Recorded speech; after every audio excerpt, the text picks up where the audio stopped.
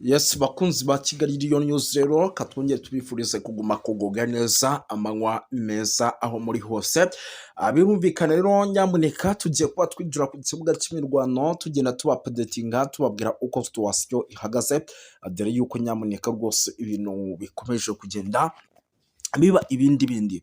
Turaje twibande cyane cyane ku mirwano ikomeye cyane yamaze kuba ica ibintu by'umwihariko mu misozi miremire y'iminembwe, ikaba ari imirwano navuga yuko kugeza amagingo aya ikomeje kugenda ihanganisha MLDP twirwaneho ndetse n'igisirikare cya FARDC muri rusange. Tugiye kubyinjiramo mu buryo bwihuse cyane tubapudetinge, ndetse yewe kandi tuzi no kuba rwose tugenda tubapudetinga no mu bindi bice bigiye bitandukanye, tubabwira uko situation ihagaze. Muraza kunyemerera ibi bintu mbere yo kugira ngo tubyinjiremo tubanze duhe ikaze bamwe mu badukurikira, duhere ku mugabane w'Uburayi ni Canada, n'Ububiligi, Ubufaransa, Leta Zunze Ubumwe za Amerika ndetse na za Australia, tubaye ikaze. Tubikuye ku mutima, si ibyo gusa kandi hari abadukurikira bibereye rwose ariya i Rwotamasimbi, ubwo reka tugaruke gato muri Afurika naho tuhite Rwotamasimbi, kuko badukurikira bari mu Rwanda, bari mu Burundi, bari Kenya, Tanzania, Malawi, South Africa, Zimbabwe, Zambia, nabo tubahaye ikaze tubikuye ku mutima no mu gihugu cy'Ubugande. Birumvikane rero sindi butinde nyamuneka kuko ndaza gukubita mbangura, muraza kunyemera mpite ninjira mu makuru by'umwihariko mabwire yuko tugiye kurebera hamwe imwe mu mirwano ikomeje kuba ahitwa kuri Puwezero, Minembwe Puwezero, ibintu byakazi ndetse byamaze kuba ibindi bindi. Urugamba rwose nyamuneka rwamaze kuba rufata indi ntera mu buryo navuga ko budasanzwe. Ibyo turaza kuba tubyinjiramo rero tubifata imuzi n'umuzingo, tubapudetinge gatanu kuri gatanu, tubabwire buryo ki igisirikare cya Repubulika ya Demokarasi ya Kongo FARDC cyamaze kuba rwose nyamuneka kizengurukwa, ndetse kandi cyitwa umurundi ahanganga arimo arahunga. Mbibutsa ko ibi biri kuba nyuma y'uko ku munsi w'ejo MLDP twirwaneho yari yarashe indege by'umwihariko ya FARDC mu bwoko bwa drone, ndetse kandi mbibutsa yuko ibi biri kuba mu gihe by'umwihariko hano ku butaka bwa Repubulika ya Demokarasi ya Kongo urugamba rukomeje kugenda rufata indi ntera no mu bindi bice bigiye bitandukanye nka za Uvira ndetse n'andi hagiye hatandukanye. Turaza kubabwira yuko umujyi wa Uvira ubu tuvugana nyamuneka icyitwa MONUSCO aricyo rwose ngo kirimo kiragenda kigerageza mu mujyi kugenda kigarura amahoro n'umutekano, ariko kandi turaza kuba tubikomozaho tubiha imuzi n'umuzingo tugenda tubabwira uko byifashe. Turaza gukomeza ku makuru menshi agiye atandukanye, tugende tubapudetinga tubabwira uko situation ihagaze kuko ni menshi arebana n'umutekano, politike na diplomasi turaza kuba dukomozaho. Muraza no kunyemera nyamuneka by'umwihariko tunanyarukire mu bice byahariya rwose muri teritwari by'umwihariko ya Wari, tubabwire byinshi bigiye bitandukanye. Nizere ko turi kumwe gatanu kuri gatanu, tugiye kuba rwose ibintu tubyinjiranamo mu buryo navuga ko budasanzwe muri rusange kabisa. Mube tayari kugira ngo hatagira umuntu uza kuba yacikanwa mu buryo navuga ko budasanzwe. Amakuru ni menshi cyane arebana n'umutekano, politike na diplomasi tugiye kuba dukomozaho tuva imuzi n'imuzingo kabisa. Afatwa n'ibyombo by'itumanaho cyangwa se ibikoresho by'itumanaho, ubwo ni ibyombo byo mu bwoko bwa motora ndetse n'andi moko agiye atandukanye, ibyo byose byagiye bifatirwa ku mirongo nyamuneka. Birumvikana yuko rero nyamuneka situation ani hatari, ibintu bikomeje kugenda biba ibindi bindi, urugamba rukomeje kugenda rufata indi ntera mu buryo navuga ko budasanzwe. Reka mbibwirire n'iyi nkuru idasanzwe ingezeho mu kanya. Teta Antonio, minisitiri w'ububanyi n'amahanga wa Angola, akaba n'intumwa yihariye witwa Joao Emmanuel Combalavase Lorenzo, perezida wa Angola, akaba na perezida w'umuryango wa Afurika yunze ubumwe. Muri iki gihe yakiriwe by'umwihariko ku itariki ya 15 Mutarama 2026 n'umukuru w'igihugu cya Kongo Felix Antoine Tshisekedi mu murwa mukuru wa Repubulika ya Demokarasi ya Kongo Kinshasa. Nk'uko byatangajwe na perezida wa Angola, yatangaje ko aya makuru iyi nama ari mu bikorwa bya politiki ndetse na diplomasi bikorwa mu rwego rwo kwimakaza amahoro ndetse n'umutekano mu burasirazuba bwa Repubulika Iharanira Demokarasi ya Kongo. Perezida wa Angola rero yagize ati muri iyo nama rero minisitiri yagejeje ubutumwa mu magambo perezida Joao Lourenço yongeyeho ko umukuru w'igihugu yageneye umukuru w'igihugu cya Kongo. Mbere y'iyi nama rero Joao Lourenço yari yakiriye abahagarariye inama y'abapoliskopi b'igihugu cya Kongo n'itorero rya Kristo muri Kongo ndetse n'i Rwanda. Abanyamadini rero bamaze igihe basaba ubutegetsi gutegura ibiganiro hagati y'ibihugu byose harimo by'umwihariko n'ibihugu n'abahagarariye AFC-M23 ariko ntibabikozwa. Urugendo rero rw'aba banyamadini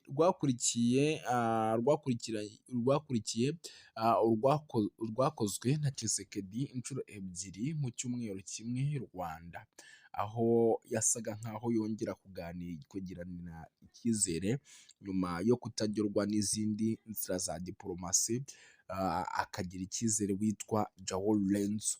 Ibi rero byanibajijweho na benshi bakavuga bati nyamara igihugu cya Repubulika ya Demokarasi ya Kongo gishobora kuza kwisanga mu kaga gakomeye cyane mu gihe cyakomeza gukoresha ubu buryo bwo kugerageza by'umwihariko rwose kuba bagira gutya bakaba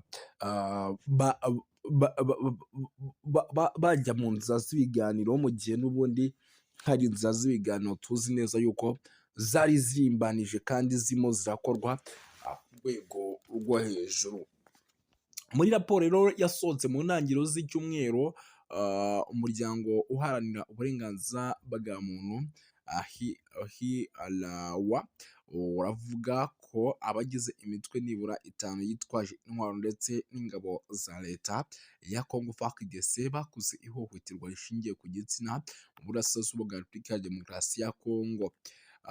Kwiyongera rero kw'imirwano mu ntara za Ituri, Kivu y'Amajyaruguru na Kivu y'Amajyepfo hamwe n'inkunga igabanuka ndetse n'ubuvuzi buke bibangamira itangwa ry'inkunga rusange ku bagore n'abakobwa barokotse ihohoterwa nk'iryo, kuko ibigo nderabuzima byinshi byabaye ngombwa ko bifunga. Umuyobozi w'ishami rishinzwe ibibazo amakimbirane n'intwaro muri Human Rights Watch Aida Seweya yagize ati imitwe yitwaje intwaro n'ingabo za leta bakoreye ihohoterwa rishingiye ku gitsina nk'intwaro y'intambara mu burasirazuba bwa Repubulika ya Demokarasi ya Kongo. Yongeye yuko kandi abarokotse ibyo byaha biteye ubwoba bahura n'ikibazo cyo kudahana abo babikoreye ndetse kandi no gahunda y'ubuzima idafite amikoro yo kubafasha. Umuryango rero wa Human Rights Watch Idasiweya wasabye igisirikare cya Congo FARDC gufata ingamba zose zikenewe mu kongera disipurine ndetse no gukumira ihohoterwa rishingiye ku gitsina. Mu gihe bitaba ibyo rero tukagumya kubona imibare myinshi y'abaturage bakomeje guhura n'ihohoterwa mu buryo budasanzwe. Ndabona hano rero umutwe wa AFC-M23 washyize umujyi wa Uvira muri Kivu y'Amajyepfo mu maboko y'umuryango w'abibumbye kugira ngo urinde abaturage bivugwa ko ari abageramiwe n'ubwicanyi bw'ingabo za Kongo n'abashyigikiye barimo Abarundi, umutwe w'iterabwoba wa FDLR. Ndabona ibyo byo byamaze kuba rwose, nyamuneka bikorwa hano mu gihe kandi perezida w'u Burundi Evariste Ndayishimiye yahishuye ko hari abapanga kumugirira nabi kugira ngo abayobore by'umwihariko igihugu cy'u Burundi bazamusimbure, ndetse kandi abo bakaba harimo abo by'umwihariko baba bari hafi ye. Ibiro bikuru by'igihugu cya Repubulika ya Demokarasi ya Kongo byatangaje ko hagiye gusohoka documentary igaragaza byagezweho n'umukuru w'igihugu Felix Antoine Tshisekedi Tshilombo mu mwaka w'ibihumbi 2025. Iyi documentary rero iteganyijwe gusohoka ku itariki ya 17 Mutarama 2026. Mu gihe kandi drone za leta by'umwihariko Minembwe imwe muri zo gishobora kuba kirimo kiratera ibibazo nk'ibi ku butaka bwa Repubulika Iharanira Demokarasi ya Kongo.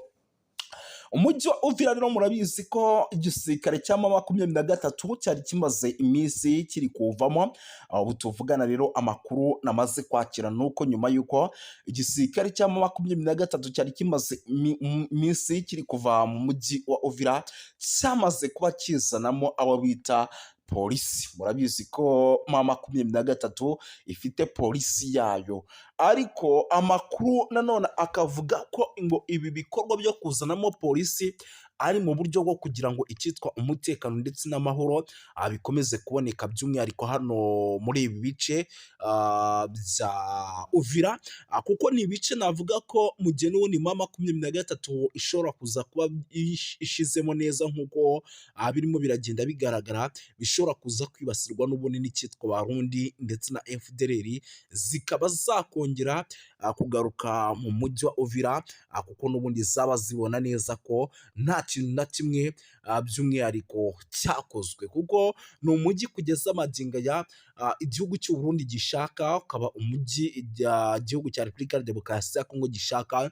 Bishatse kuvuga yuko rero mu gihe n'ubundi uyu mujyi waza kuba by'umwihariko ugarutse mu maboko yabo, n'ubundi baza kwinjiramo bakawukoreramo n'ubundi bya bikorwa by'ubugezi bwa nabi dusanzwe tumenyereye. Ibi rero bikaba ari byo igisirikare n'ubundi cya M23 gikomeje kugenda kirinda. Ngira ngo iyi nkuru sindi bunayitindeho kuko ni zimwe mu nkuru n'ubundi zikomeje kugenda zinagarukaho n'ibindi bitangazamakuru bigiye bitandukanye, ahubwo nyimira nkubwire yuko itegeko nshinga ry'ubumwe bw'Uburayi ryashinjije u Rwanda gutesha agaciro amasezerano ya Washington DC asaba ibihano bikomeye ku mutekano muke uri kubera mu burasirazuba bwa Repubulika Iharanira Demokarasi ya Kongo. Ni kuwa gatatu rero tariki ya 12/2025 mu mujyi wa Strasbourg ni mu Bufaransa, inteko nshinga amategeko y'umuryango w'ubumwe bw'Uburayi iyo yateraniye mu nama idasanzwe yihariye ku kibazo gikomeye cyo kuzahaza umutekano n'ubutabazi mu ntara ya Kivu y'Amajyaruguru ndetse no mu ntara ya Kivu y'Amajyepfo, ni mu burasirazuba bwa Repubulika Iharanira Demokarasi ya Kongo. Iyo nama rero yabaye nyuma y'ifatwa ry'umujyi wa Uvira n'ihuriro rya Alliance Fleuve Congo. Iyo nama rero yari yobowe na Depite Hada Josi na Jean Victor Umubirigi, akaba na perezida w'umutekano w'intumwa z'inteko nshinga amategeko y'Uburayi. Mu nteko rero ihuriweho n'umuryango w'ubumwe bw'Uburayi EU, by'umwihariko yahagurutse avuga ko ibi bintu bikabije ku kijyanye n'imirwano ikomeje cyane mu burasirazuba bwa Repubulika ya Demokarasi ya Kongo. Aranenga cyane kutubahiriza amasezerano ya Washington DC ashinja u Rwanda gukomeza gushyigikira umutwe wa M23 mu buryo rero nk'ubusanzwe by'umwihariko byakomeje kugenda bigarukwaho kugira ngo babihe inzira y'amahoro. Mu ijambo rye rero ryagaragazaga amarangamutima akomeye, Depite Victor yagize ati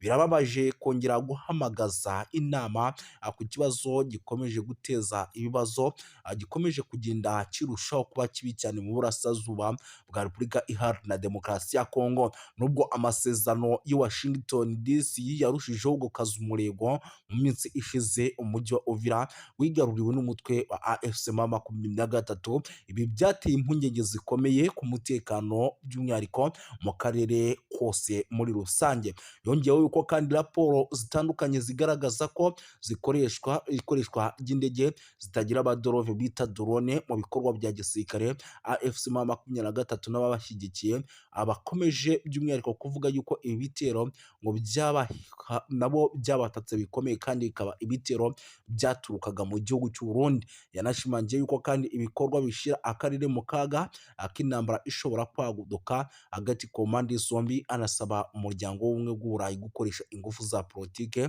mu guhagarika imirwano. Iyo nama kandi yanitabiriwe n'abanyekongo baba mu mahanga by'umwihariko abatuye mu n'Ababiligi bagize uruhare mu gutanga ubuhamya ku ngaruka z'intambara zikomeje mu burasirazuba bwa Repubulika ya Demokarasi ya Kongo, bagaya ihohoterwa rikomeje gukorerwa abasivile, kwiyongera kw'impunzi, isahurwa ry'imitungo ndetse n'ibyaha bikomeye bishinzwa imitwe yitwaje intwaro. Abanyekongo kandi bashyigikiye Depite Hada bigatanze urwandiko rusaba ko u Rwanda n'abafatanyabikorwa babwo mu mutwe wa AFC M23 bafatirwa ibihano bikomeye, basabye ko habaho uburyo buhoraho bwo kugaragaza, kandi banasobanura yuko by'umwihariko ibyo bishobora gufasha ingamba zo kugira ngo umutekano ugaruke bikanatanga umusaruro.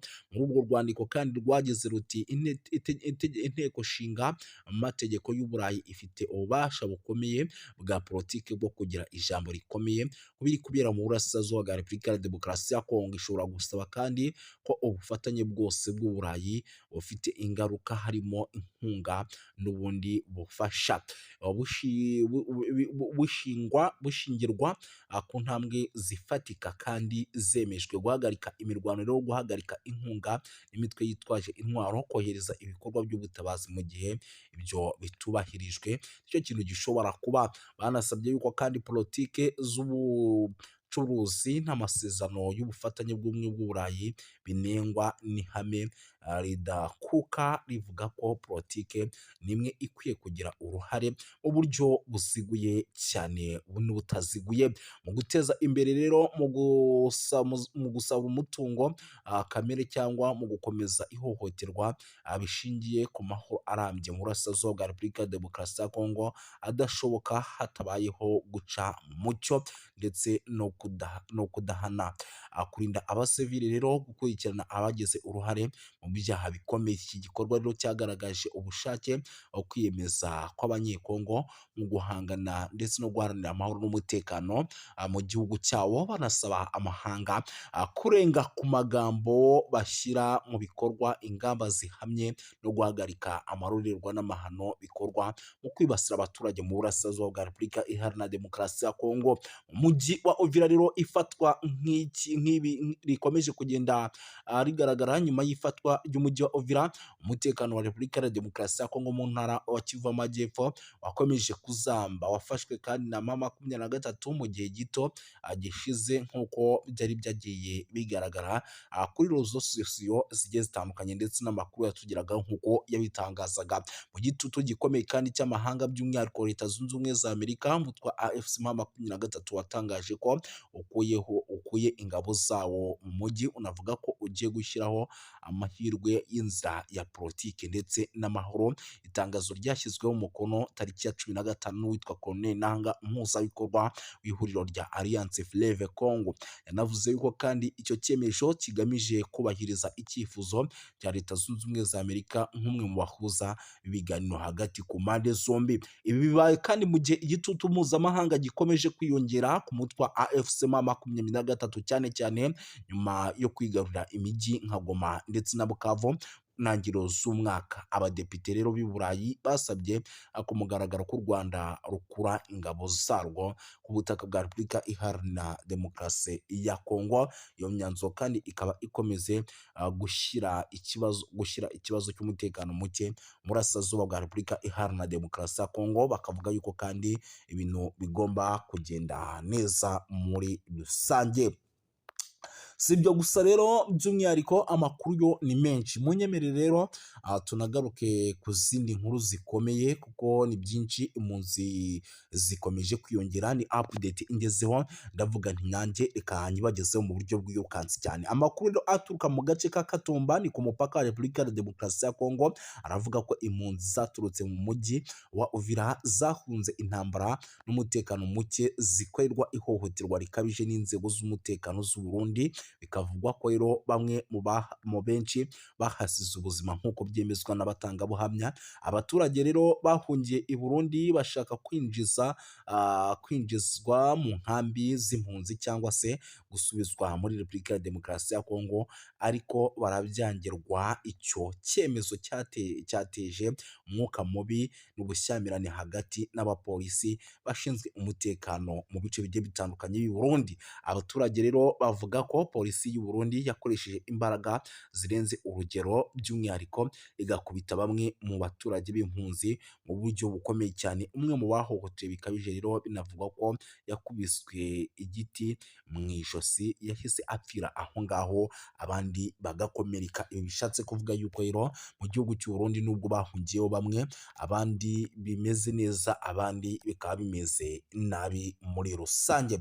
Gusa ntabwo by'umwihariko nyamuneka kandi mukomeze kuvuga byinshi, muraza kunyemera nze kugenda nkubita mbangura mbabwire yuko amakuru aturuka mu gace imirwano yabereyemo nk'uko biri kugenda bigaragara ni muri